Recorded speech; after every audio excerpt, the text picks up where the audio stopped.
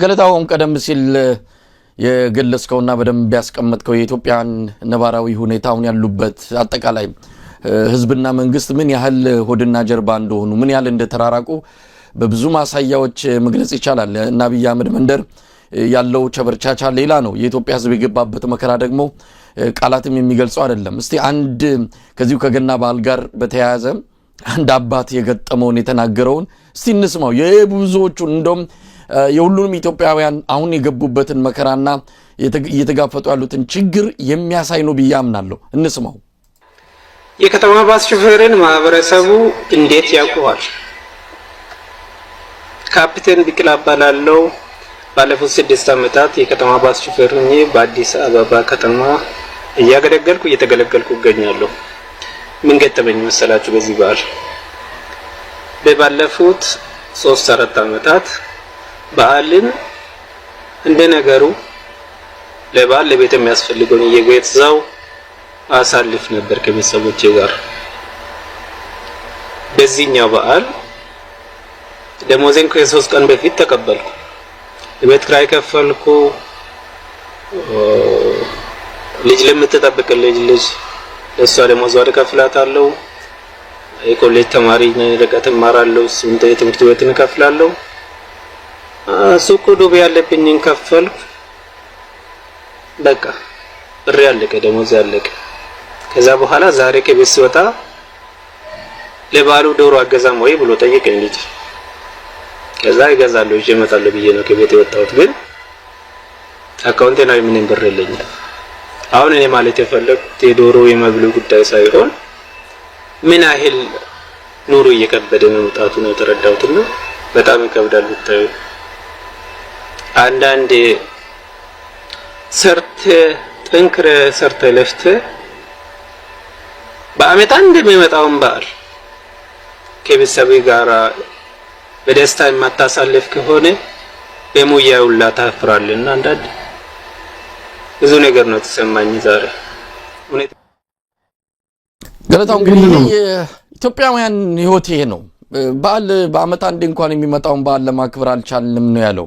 ይሄ አባት እንግዲህ ለልጁ ዶሮ ይዞ ስለመግባቱ ገዝቶ ስለመግባቱ አልነገረንም። የሚገዛው አጥቷል፣ አካውንቴ ባዶ ነው አለ። የኢትዮጵያን ህይወት ይሄ ነው እና አብይ ሌላ ዓለም ላይ ነው ያሉት። አሁን የቢሾፍቱ አውሮፕላን ማረፊያ የመሰረተ ድንጋይ ማኖሩ አሁን ለዚህ አባት ምንድነው ትርጉሙ? እኔ አይሰራ አይደረግ አይደለም።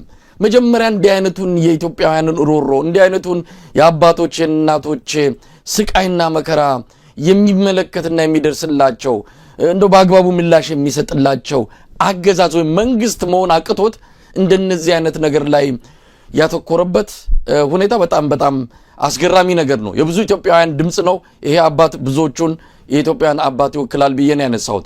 ከዚህ አንፃር መታየት ስላለበት ነው። ምናልባት አስተያየት መስጠት ከቻልክ። አዎ በጣም ያሳዝናል እኮ በጣም የኢትዮጵያን ህይወት ይሄ ነው። የሰዎችን ባሲያይ ምናልባት ወደ ኋላ እንመጣበት ይሆናል። የሚወረወረውን ድንጋይ የሆነ ነገር እናደርገዋለን። እንባውን ደግሞ እንደሚያደርገው አላውቅም። እንግዲህ እዛ የሆነ ነገር እንሰራበታለን ነው የሚልህ መሳይ። ድምጽ የሚሰማ አይደለም። ተቃውሞዎች ሸብረክ የሚል አይደለም። መንግስት እኮ አጠፍ ይላል እኮ።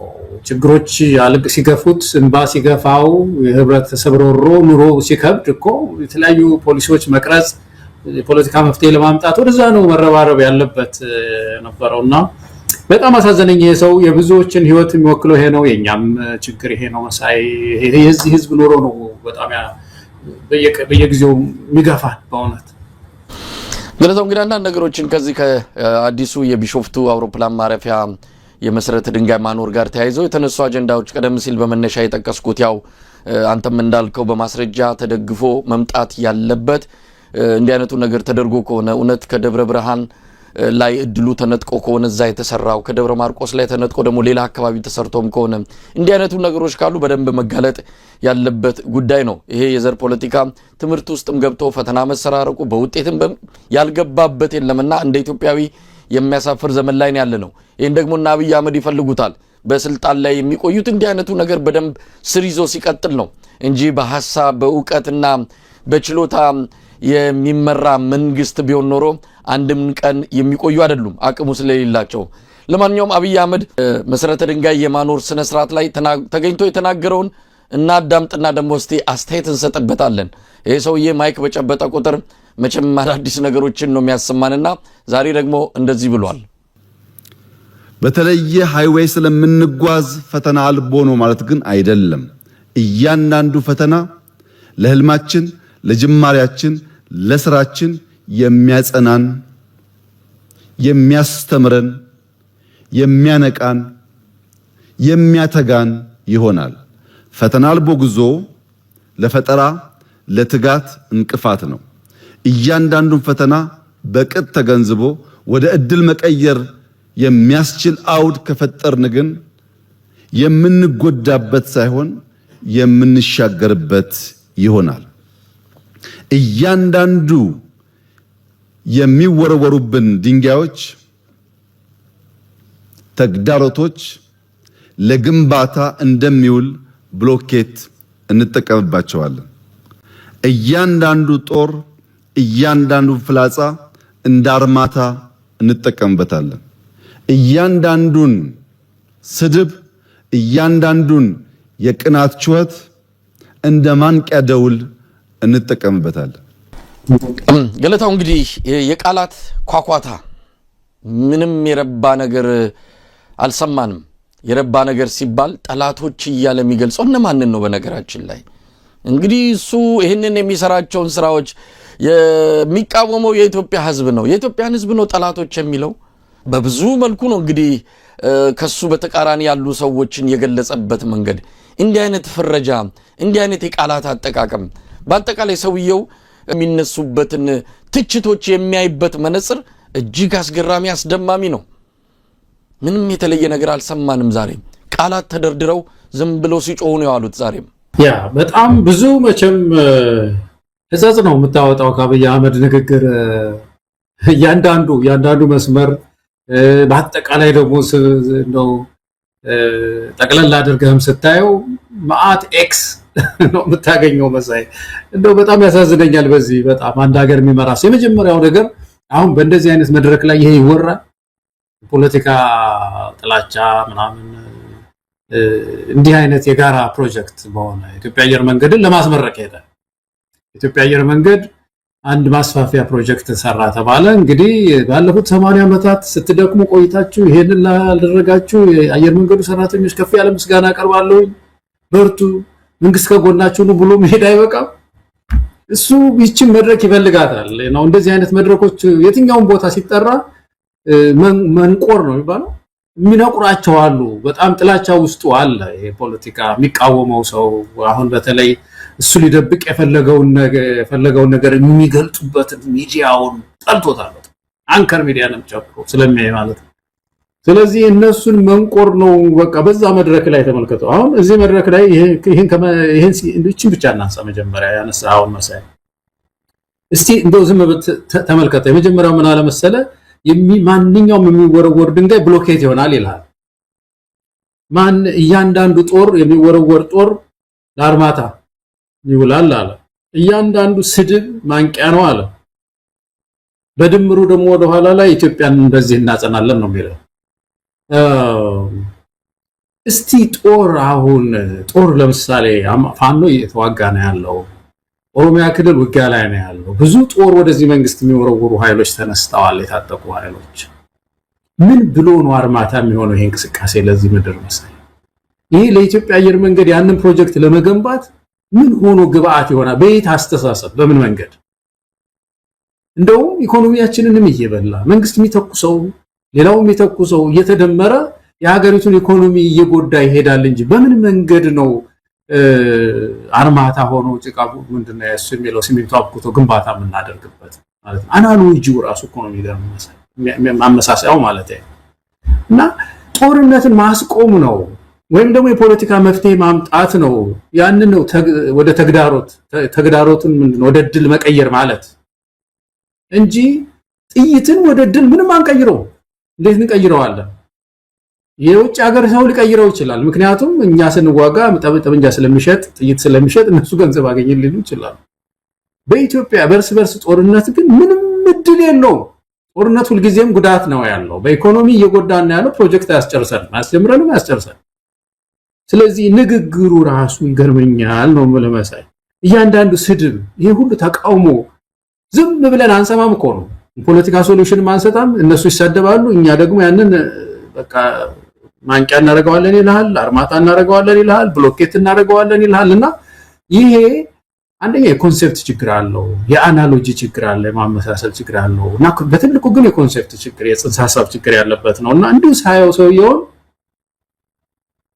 አወይ ሀገሬ ነው የምትለው መሰለኝ ወይ ሀገሬ ነው የምንለው በእውነት ንግግሩ እንደዚህ ስናይ በዚህ ሰው እጅ ላይ ወድቀን ይሄ ሰው ነው አመራር የሚሰጠው ይሄ ሰው ነው ኢትዮጵያን እየመራ ያለው ጠላቶቻችን ያልከውን እስቲ ተመልከት አሁን ኢትዮጵያ ውስጥ ጠላቱ እነማን ናቸው እንዴት አንድ መሪ እንደ ድሮ በሶሻሊዝም ጊዜ ይባል ነበር ያው እንደምታውቀው መደብ ጠላት የሚባል ተፈጥሮ በዛ ጠላቶች መካከል አንዱ ማጥፋት አለበት በቃ መጠፋፋት ፖለቲካ ነው እና አንዱ አይሎ መጥቶ ሰራተኛው ምናምን የሚባለው መደብ አሸንፎ መውጣት አለበት ነው ያ ዘመን አልፎ አሁን ዓለም የወዳጅነት ጨዋታ የወዳጅነት ፖለቲካ የመድበለ ፓርቲ ስርዓት ማለት ነው በተጀመረበት ጊዜ እሱ ወይ በየመድረኩ ላይ ነው ይሄን የምትሰራው ጠላቶቻችን ነው የሚለውና ወንድሞቹን እህቶቹን ኢትዮጵያውያን ነው ይሄን የሚለው መሰለ ስለተቃወሙት እግሩን ስለያዙት የሆነ ነገር ሲሰራ ልክ አይደለም የተራበን ሰው ቅድም ያልከው ነገር እኮ ነው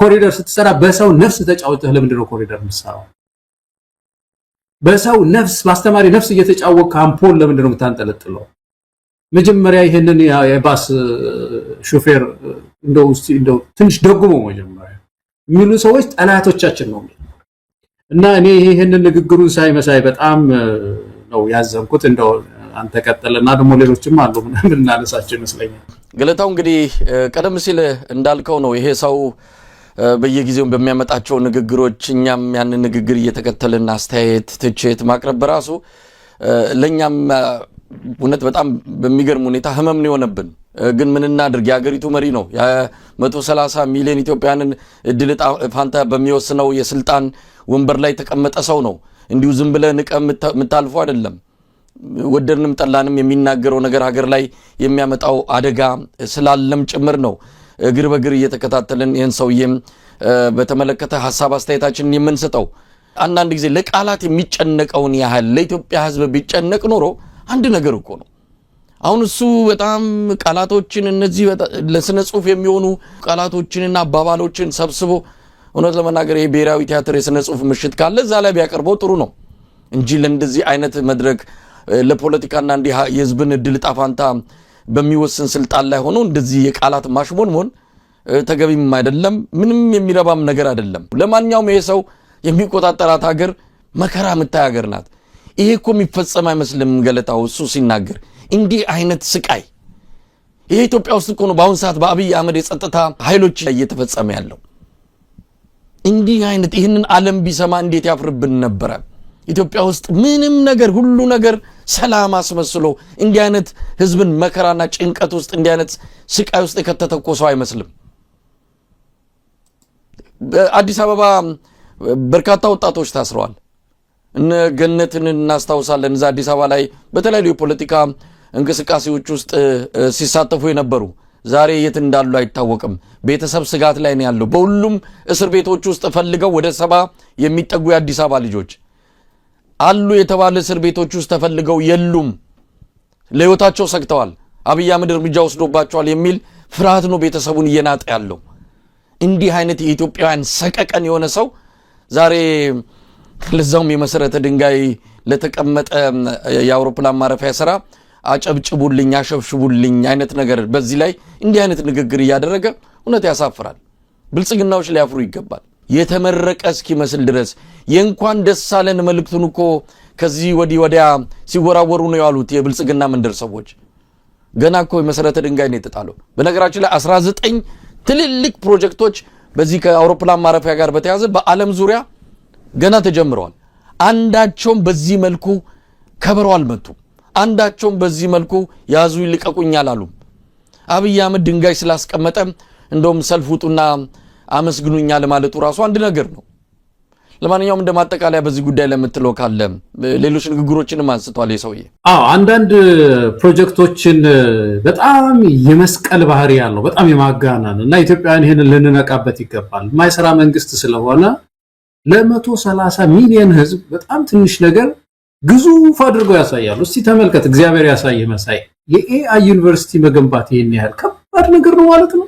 አንድ ዩኒቨርሲቲ መገንባት አሁን ዛሬ ሲናገር የኤአይ ዩኒቨርሲቲ አንድ እንገነባለን ኢትዮጵያ ይላል። በቃ ባለም ላይ ዩኒቨርሲቲ መገንባት አሁን የተወሰኑ ህንጻዎች ገንብተህ ተማሪ መመዝገብ ማስኬድ 130 አንድ ሀገር እንደው አንድ ስቴት ቢገነባስ ይሄን ያህል እንደው አማራ ክልል ወይ ደግሞ የሆነ ዞን በለው ሰሜን ሸዋ ደብረ ብርሃን አካባቢ ሊገነባ ይችላል እኮ አንድ ዩኒቨርሲቲ እኮ ነው።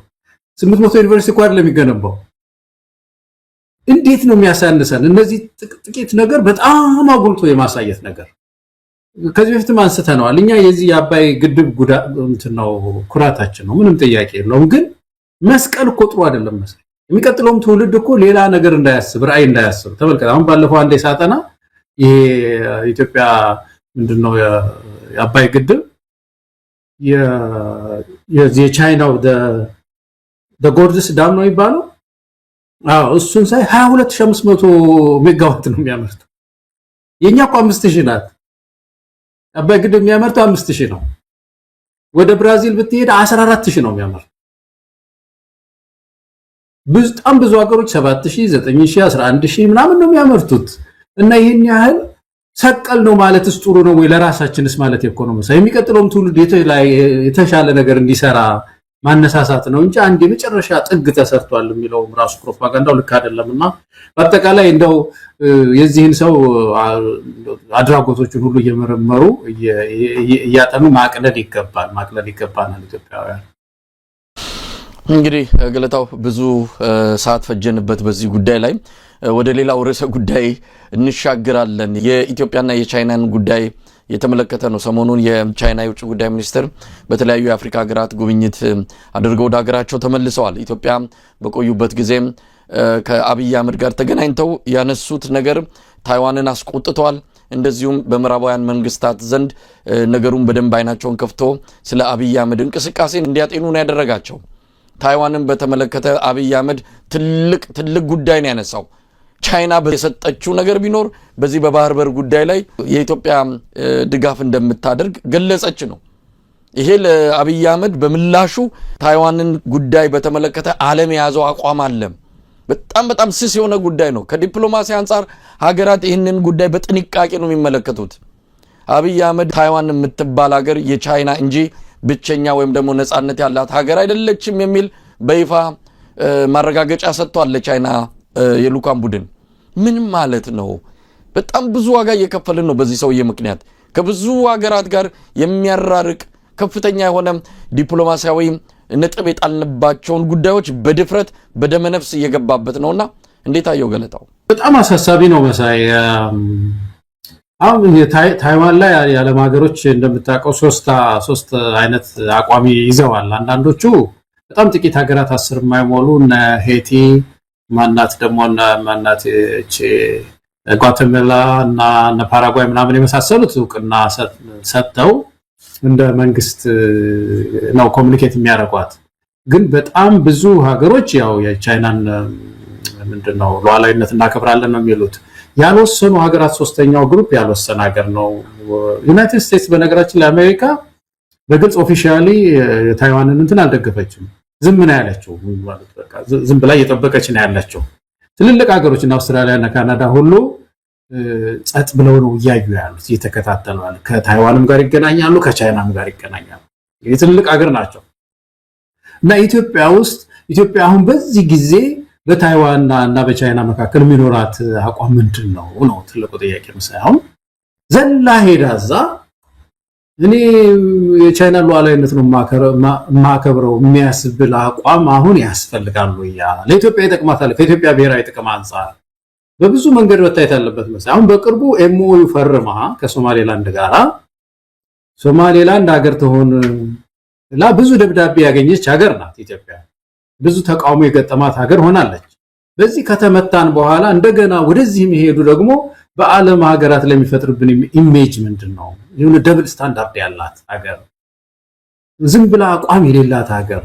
ሶማሌ ላይ እንደዚህ ያለች ጋዜጠኞች እኮ ይተነትናሉ እኮ የሌላ ሀገር ጋዜጠኞች ያሉ ይሄንን ይከታተላሉ። ዓለም አቀፍ ፖለቲካ አጥኚዎች ይከታተሉናል እኮ ኢትዮጵያን የዲፕሎማሲ ሳይንስ ሪሰርች የሚሰሩ ሰዎች ይከታተሉናል።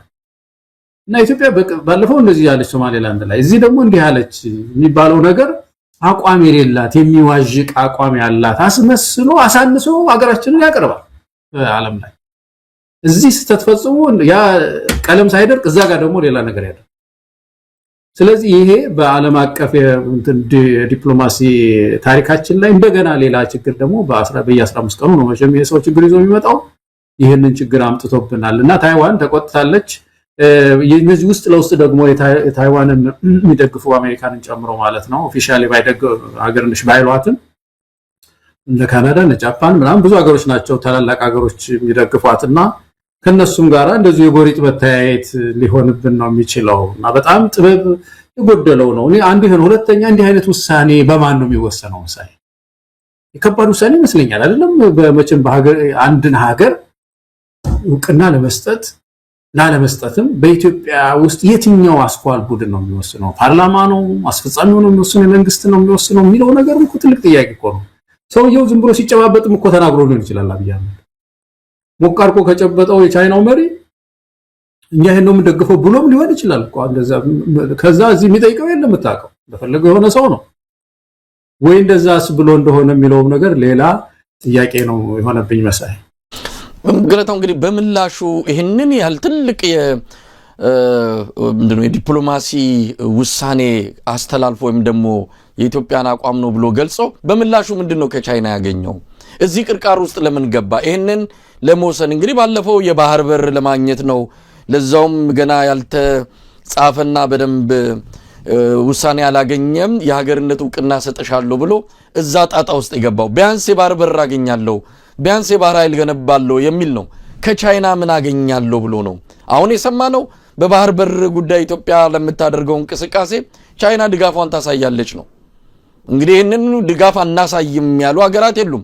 ኢትዮጵያ የባህር በር ወይም ደግሞ የባህር ተጠቃሚ እንድትሆን እና አሜሪካም ሌሎችም ሀገራት ይደግፋሉ። ይሄ ምንም ችግር የለውም። ቻይና ከዚህ የተለየ አቋም ለአብይ አህመድ ነግራ ከሆነ አልሰማንም። ለምንድን ነው ይሄንን ያህል ትልቅ ከባድ ቃል ለቻይና መግባት የፈለገው? እንደው ማናቀው ነገር የሰማው አለ ወይም ደግሞ ከቻይና እንግዲህ እየራቀች ነው በብዙ መንገድ በኢትዮጵያ ባላት አንዳንድ ነገሮች እየራቀች ነው። ከጸጥታና ደህንነት አኳያ ብዙ ኩባንያዎቿ እየወጡ ነው፣ ወደ ጎረቤት ሀገራት እየሄዱ ነው። ቻይና በሰብአዊ መብት በምን ጣጣ የላትም፣ ባገኘችበት ሀገር ሁሉ ገብታ መስራት ነው የምትፈልገው።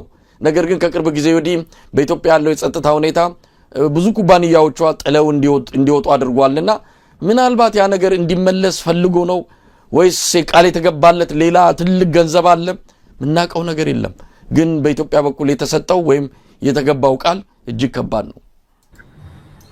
አዎ ሰውየው በጣም ተላላ ነው። አብይም መሳይ የሚያስባቸው ነገሮች ሁሉ ከዚህ በፊት በተከታታይ የምናያቸው ነገሮች ያልበሰሉ ናቸው። በጣም የብስለት ችግር አለበት ሰውየው።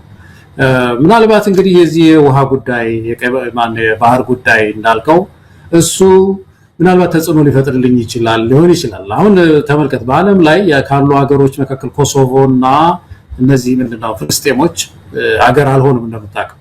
አሁን የኮሶቮን ያየን እንደሆነ ኮሶቮ በጣም ብዙ ሀገር ዕውቅና ሰጥቷታል። ወደ 110 ነው እንደዚህ ሀገር ዕውቅና ሰጥቷታል ከ190 ምናምን ሀገር ውስጥ G7 ዕውቅና ሰጥቷል። ግን የራሻ ተጽዕኖ እና የቻይና ተጽዕኖ ሀገር እንዳትሆን አድርጓታል መሰለኝ። ተጽዕኖ ፈጠረ በዚህ በቪቶ ፓወር ምናምን ስላላቸው ማለት ነው። ስለዚህ እስካሁን ይሄ ሁሉ ሀገር ደግፏት ኮሶቮ ሀገር መሆን አልቻለች። ፍልስጤም እንደዛው ነው። ፍልስጤም እንደው 157 ሀገር ነው ምናምን ነው ዕውቅና ይሰጣል። በጣም ፈረንሳይን ጨምሮ ጀርመንን ጨምሮ ነው ደግሞ እሱ ዕውቅና ያገኘችው። ሀገር ግን መሆን አልቻለችም። ዩናይትድ ስቴትስ ብሎክ አድርገዋለች። የቪቶ ፓወር ይባላል አይደለም፣ ጸጥታው ምክር ቤት አላት። እና ይሄ ሰው ምናልባት እንግዲህ በዚህ በቀይ ባህር አካባቢ የሆነ ቦታ ቢሄድ ቻይና ይሄንን ፓወሯን ተጠቅማ ልታገዘኝ ትችላለች እና ወደሷ ጠጋ ማለት አለብኝ የሚል ስሌት ያለው ይመስላል አብይ አህመድ። በጣም ተላላነት ነው፣ በጣም ተላላነት ነው። ይቺ ሀገር በጣም ኦፖርቹኒስት ናት ቻይና በነገራችን ላይ። ወቅታዊ የሆኑ ጥቅማ ጥቅሞች ጋር የተያያዙ ነገር ስታደርግ የምትታየውና ወደሷ ተጠግቶ ታይዋንን አስቀይሞ እንደዚህ አይነት ችግር ውስጥ ገብቶ የሚገኝ ምንም ትርፍ የለም። በተግባር ወደፊት የምናመጣው ኤርትራም ጋራ ቢሆን ጥሩ ግንኙነት ነው ያላት ቻይና እንደምታውቀው። እንደውም አሁን አንዷ አውቅና ከሰጠቸው ምን ነው እኔ ቻይናን ሉዓላዊነት አከብራለሁ ከሚሉ ሀገሮች አንዷ ኤርትራ ናት። ስለዚህ በኤርትራ በኩል የሚደረግ እንቅስቃሴ ካለ ቻይና በዚህ በጸጥታው ምክር ቤት አካባቢ የሚመጣውን ግፊት ልትከላከልልኝ ትችላለች ካለ ሞኝነት ነው፣ አታደርግም። በሶማሌላንድ በኩል ታይታለች አይደለም? ባለፈው እንደውም ኢትዮጵያ ሶማሌላንድ ጋር የሚወይ ተፈራርማለች ስትል መግለጫ አውጥታለች ቻይና። ስለዚህ ከባህር ጋር በተያያዘ በዛም በኤርትራ በለው በሐሰብ በኩል ሁን በዚህ በሶማሌ አካባቢ ምንም አይነት ድጋፍ ልታደርግልን አትችልም ማለት ነው። እና በአጠቃላይ ግን ሰውየው ወይ በሞቅታ ሊሆን ይችላል ሲገናኙ ሰላም ከተባባለው በኋላ እንደውም ይሄን ከዛሬ ጀምሮ እንደውም እናስደርገዋለን ብሎም ሊሆን ይችላል። ምክንያቱም ካቢኔም ወስኖ ያየነው የለም የተጻፈ በደንብ የወጣ በውጭ ጉዳይ ሚኒስቴር ያላየው መሳይ እንግዲህ እና በመንግስት ኮሙኒኬሽን በኩል እንደዚህ በፓርላማ ቀርቦ የተወሰነ ውሳኔ ነገር የለም። እና አጠቃላይ ምንም ትርፍ የማያስገኝ ነገር ነው። ግን አስመታን ጥበብ ያስፈልገዋል። አሁን ብዙ ሀገሮች ኳይት ናቸው፣ በጣም ጸጥ ብለዋል።